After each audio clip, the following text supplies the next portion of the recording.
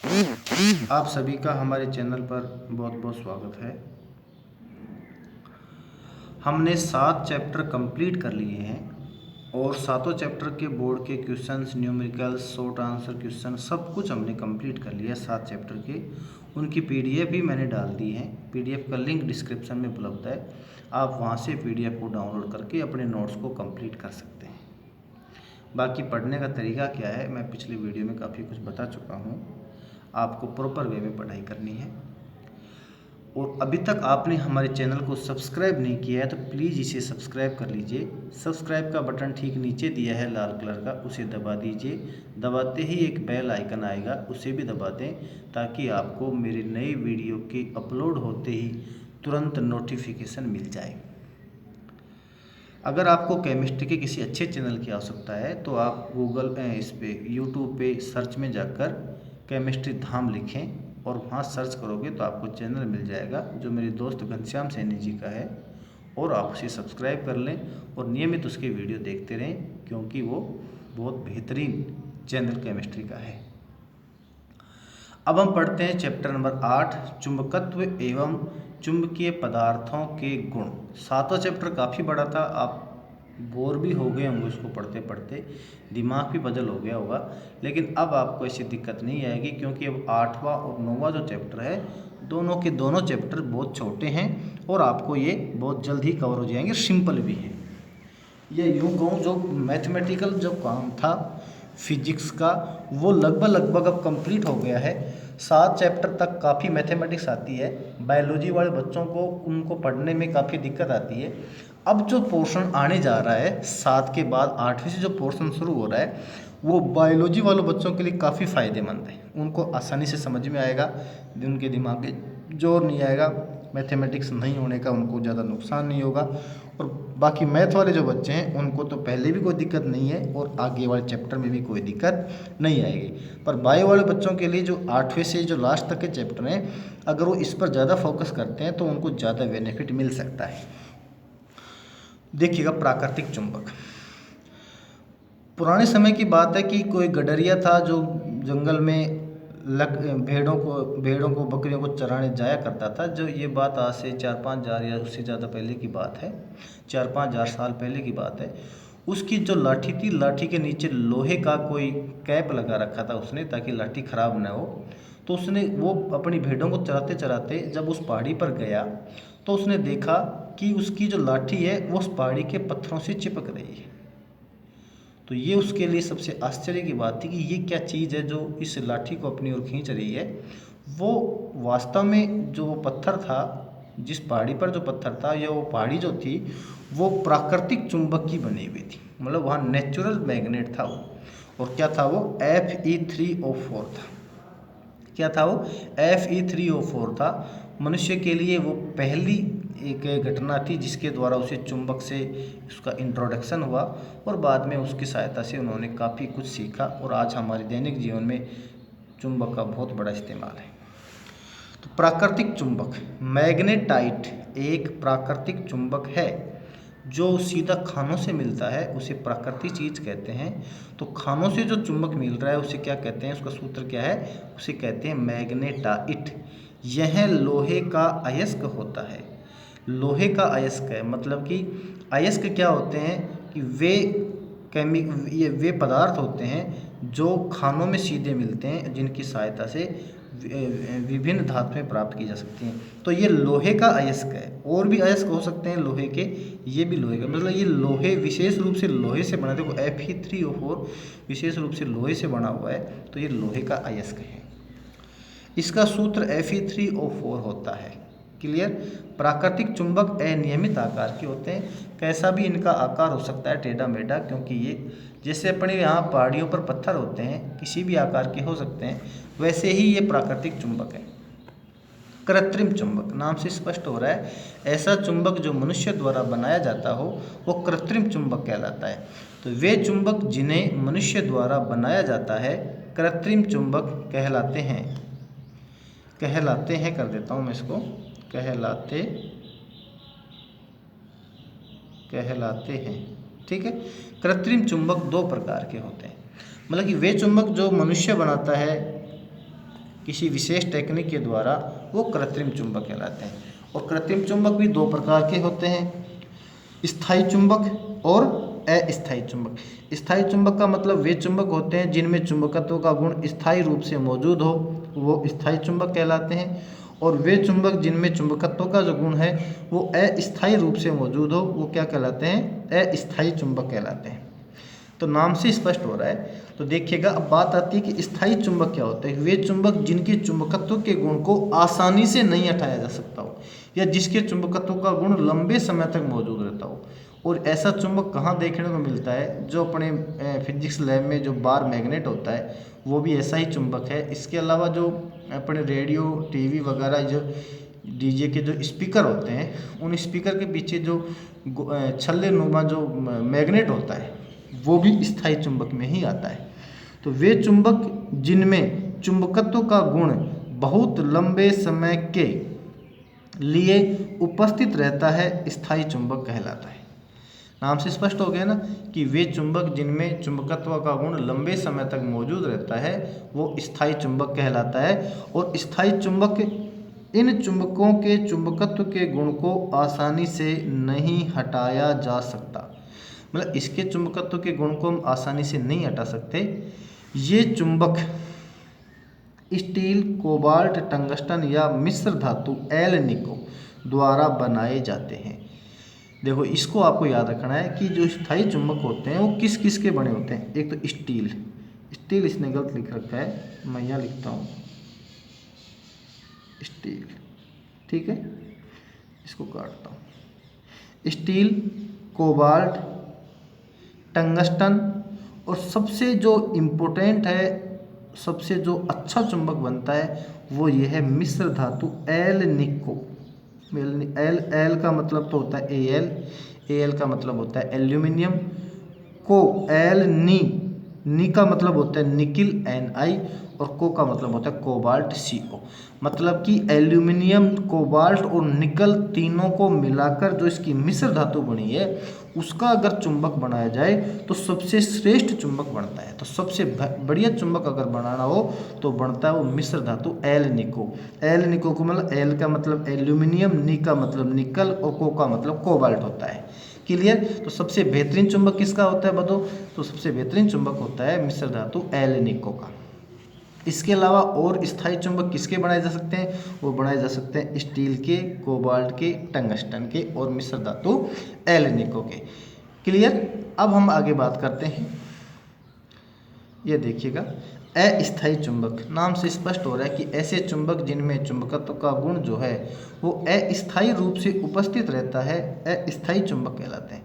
और जब ये अस्थायी चुंबक कहलाते हैं तो देखो, वे चुंबक जिनमें चुंबकत्व का गुण अस्थायी रूप से उपस्थित रहता है, अस्थायी चुंबक कहलाते हैं। रटना कहीं रटना नहीं पड़ेगा, बहुत ही आसान परिभाषा है पर पूछी नहीं जाती है एग्जाम में।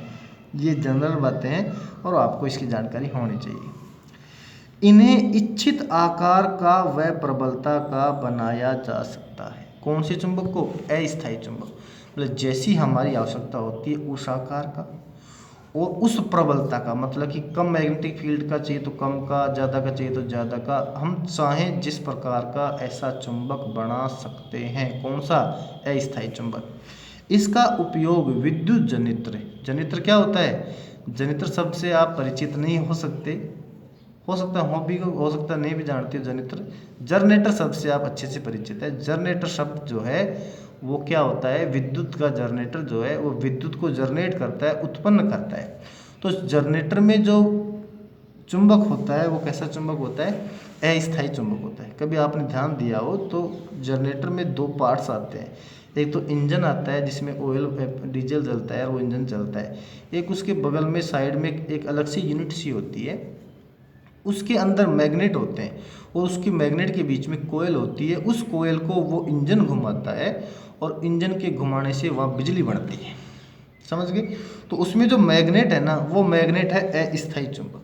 मतलब कि जब वो कुंडली घूमेगी उसी समय उसमें मैग्नेटिक फील्ड जनरेट होगा, जब कुंडली घूमना बंद हो जाएगी तो उसमें मैग्नेटिक फील्ड उत्पन्न नहीं होगा। नहीं रहेगा। क्यों? अगर कोई जनरेटर खड़ा हुआ हो, आप उसके पास कोई लोहे की चीज़ लेकर जाओ, वो उसको आकर्षित नहीं कर रहा है। ठीक है, तो ये विद्युत जो जनरेटर होता है उसमें इस प्रकार का अस्थायी चुंबक लगा रहता है। विद्युत मोटर में जो कुएं की मोटर आती है, वैसी पानी की जो मोटर आती है, समर्सिबल हो चाहे कैसी मोटर हो, उसमें भी इसी प्रकार का अस्थायी चुंबक उपस्थित रहता है। विद्युत घंटी में जब करंट फ्लो होता है उसी समय उसका जो उसके अंदर जो चुंबक लगा हुआ है उसमें मैग्नेटिक फील्ड जनरेट होता है। तो ये विद्युत घंटी जो है वो भी अस्थायी चुंबक का उदाहरण है। तो विद्युत जनरेटर कह दो, विद्युत मोटर कह दो, विद्युत घंटी कह दो, इन तीनों के तीनों में अस्थायी रूप से अस्थायी गुण वाला चुंबक उपस्थित रहता है, इसलिए इसे अस्थायी चुंबक कहते हैं। अब जो चुंबक हमारे लैब में मौजूद है वो चुंबक है दंड चुंबक। अंग्रेजी में कहें तो इसको बार मैग्नेट, क्या कहते हैं इसको? Bar magnet.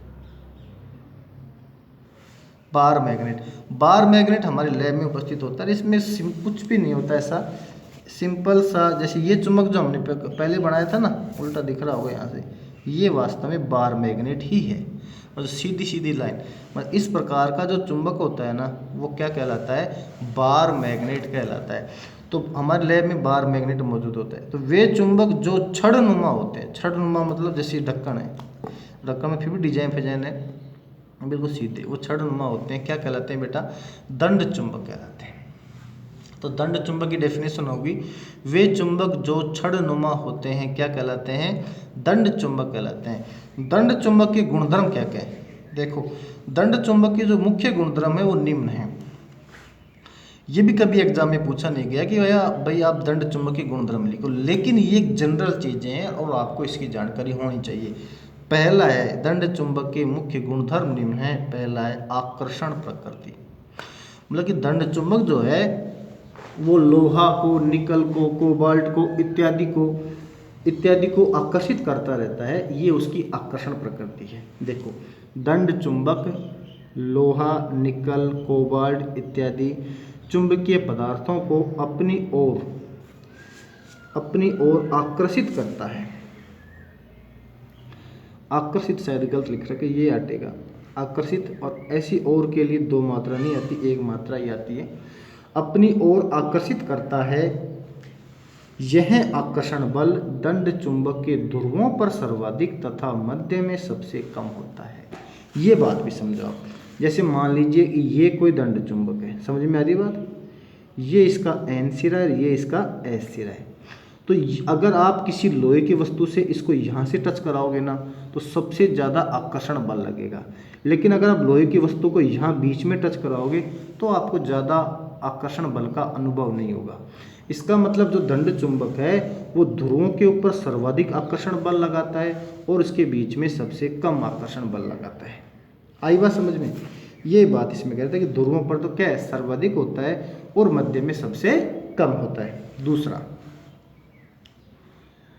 दिशा निर्देशन का गुण। जब ये चुंबक को खोजा गया उसके बाद इसका पहला उपयोग ये किया गया, उसको बार बार लटका के देखा, उत्तर दक्षिण दिशा में ठहर रहा था। तो पुराने समय में जो पानी के जहाज चला करते थे समुद्रों में, वो दिशा का ज्ञान इस चुंबक के द्वारा ही करते थे। और शायद ऐसा मैंने पढ़ा है कि प्रथम विश्व युद्ध में कब की बात है, उसमें भी इस दंड चुंबक के द्वारा, उस टाइम इसका ज़्यादा उपयोग नहीं था, कोई जानता भी नहीं था कि चुंबक क्या होता है। पता नहीं कौन से देश की सेना थी, उसको इसका ज्ञान हो गया था, उसके साइंटिस्ट को, तो उसने इस चुंबक के द्वारा सेना का दिशा निर्देशन किया था। मतलब कि सेना को ये दंड चुंबक उपलब्ध करवाया और वहाँ से उसको उत्तर दक्षिण दिशा का ज्ञान हुआ। तो सब जगह गूगल मैप उपस्थित है, उस समय थोड़ी इतिहास है, 50-70-80 साल पहले कोई गूगल मैप नहीं था, तो मैग्नेट के द्वारा ही वो अपनी दिशा का उस समय वो ज्ञान उस युद्ध के दौरान करते थे। तो ये इसका सबसे बड़ा और महत्वपूर्ण, आज भी दिशा निर्देशन का जो काम है वो हम इसकी सहायता से आज भी कर रहे हैं, कि जब दंड चुंबक को स्वतंत्रता पूर्वक लटकाया जाता है तो यह सदैव उत्तर दक्षिण दिशा में ठहरता है। ये इसकी सबसे बड़ी खासियत है कि ये उत्तर दक्षिण दिशा में ठहरता है। तो उत्तर दिशा में जो ठहरता है उसको उत्तरी ध्रुव कह देते हैं। जैसे ये है, ये उत्तर दिशा है इधर, तो ये उत्तरी ध्रुव है, और दक्षिण दिशा में जो ठहरता है वो दक्षिणी ध्रुव है। भाई जो जगह हमें, जिस जगह पर हम रहते हैं उसकी तो फिर भी हमें दिशाओं का ज्ञान होता है, लेकिन अचानक अगर हम किसी नई जगह पहुंच जाएं और वहाँ पर हमें दिशा का भ्रम हो जाता है और हमें पता नहीं पड़ता कि कहाँ उत्तर है, कहाँ दक्षिण है, कहाँ पूर्व है और कहाँ पश्चिम है। इसकी हमें जानकारी होती नहीं है। आ रही बात समझ में। और जब इसकी जानकारी नहीं हो पाती तो ये चुंबक ही हमारी सहायता करता है। और एक समुद्र के अंदर चले जाएं 2, 4, 10, 20 किलोमीटर अंदर जाने के बाद चारों तरफ पानी पानी दिखता है। उस समय तो कतई ये पता ही नहीं लगता है कि किस दिशा है, कि हम जो बढ़ रहे हैं कौन सी दिशा में बढ़ रहे हैं, दक्षिण में बढ़ रहे हैं, उत्तर में बढ़ रहे हैं, पूर्व में बढ़ रहे हैं, पश्चिम बढ़ रहे हैं, कोई भी पता नहीं लगता है।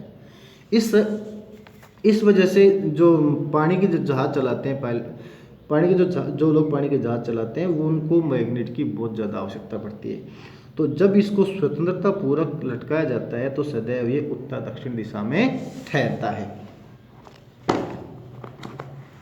आगे देखिए, चुंबक का वह सिरा जो भौगोलिक उत्तर की ओर ठहरता है उसे उत्तरी ध्रुव कहलाता है, और वह सिरा जो दक्षिण की ओर ठहरता है उसे दक्षिणी ध्रुव कहलाता है। मतलब कि जो उत्तर दिशा में ठहरता है उसको उत्तरी ध्रुव नाम दे दिया, और जो दक्षिण दिशा में ठहरता है वो उसको दक्षिणी ध्रुव का नाम दे दिया है। नंबर 3, ध्रुवों की युग्म में उपस्थिति। इसका मतलब समझो आप। इसका मतलब होता है बेटा, जैसे आपने देखा ये एन है, ये ऐसे, आप सोच रहे हो कि इसको यहाँ से तोड़ दो तो ये एन अलग हो जाएगा, ऐसे अलग हो जाएगा, लेकिन ऐसा नहीं है। जब आप इसको 2 टुकड़े करोगे ना तो मान लो ये टुकड़ा बन गया, इधर से ये टुकड़ा, तो अब इस टुकड़े में एन और एस बन जाएंगे, इस टुकड़े में एन और एस। कितना ही छोटा टुकड़ा आप क्यों न कर दो, चुंबक सदैव 2 ध्रुवों में ही उपस्थित रहता है, एन और एस में। तो सदैव इसकी युग्म में उपस्थित रहती है। तो चुंबक के दोनों सिरे सदैव युग्म में उपस्थित रहते हैं। किसी अकेले चुंबकीय ध्रुव का अस्तित्व संभव नहीं है। ये बड़ी बात है। आकर्षण तथा प्रतिकर्षण पर, मतलब कि अगर मान लो ये चुंबक है, अगर इसमें समान ध्रुव, अगर एन को एन के पास लाओगे ना, समान ध्रुव पास में लाओगे तो कौन सा बल लगेगा? प्रतिकर्षण का, है ना, प्रतिकर्षण का। और जब असमान ध्रुव, जैसे एन के पास में एस लाएं तो कौन सा बल लगेगा? आकर्षण का बल लगता है। ये बात यहाँ लिखी हुई है। चुंबक के समान ध्रुवों के मध्य सदैव प्रतिकर्षण बल तथा असमान ध्रुवों के मध्य सदैव आकर्षण बल लगता है। ठीक है। अगला है ध्रुव प्रबलता। ध्रुव प्रबलता क्या है ये समझो आप।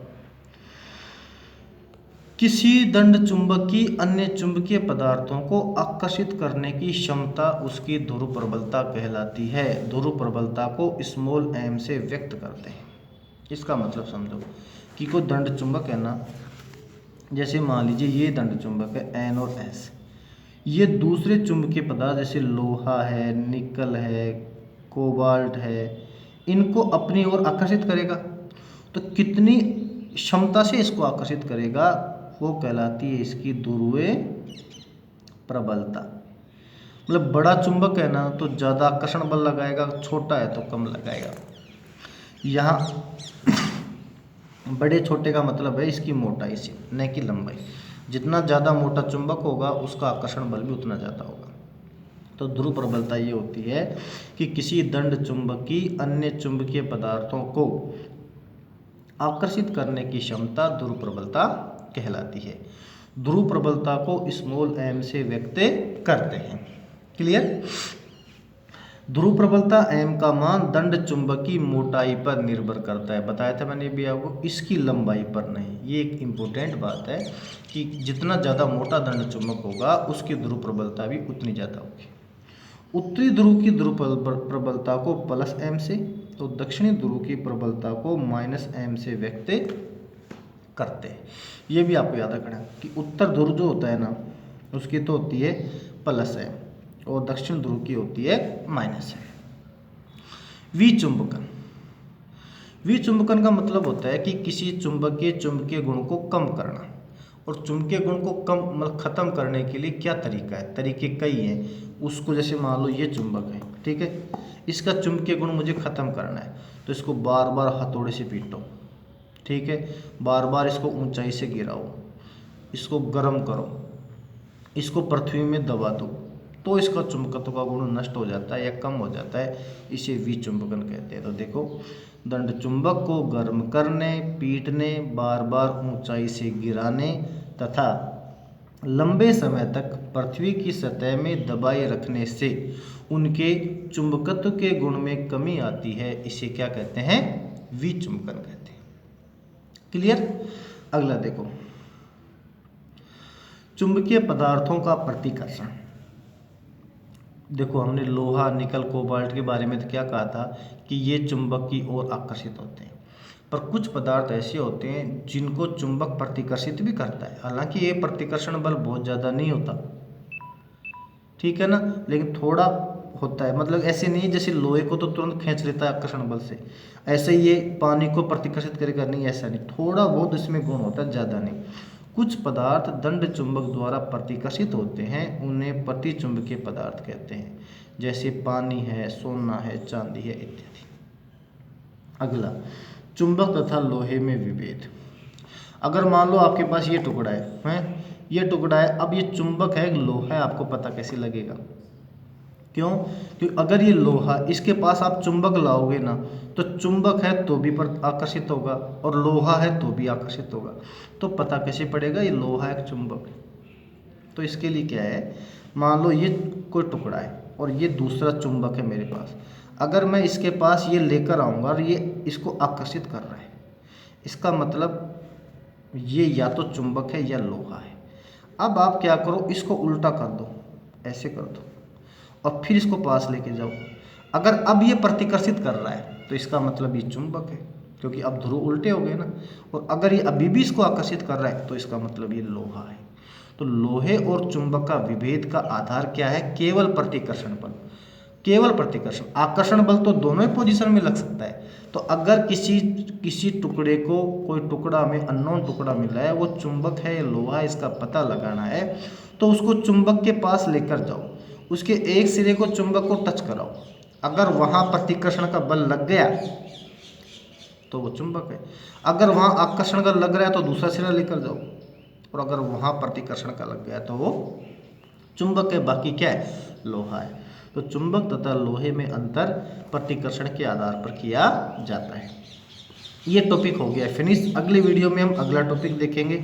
अगर अभी तक आपने हमारे चैनल को सब्सक्राइब नहीं किया, प्लीज़ इसे सब्सक्राइब कर लीजिए। धन्यवाद।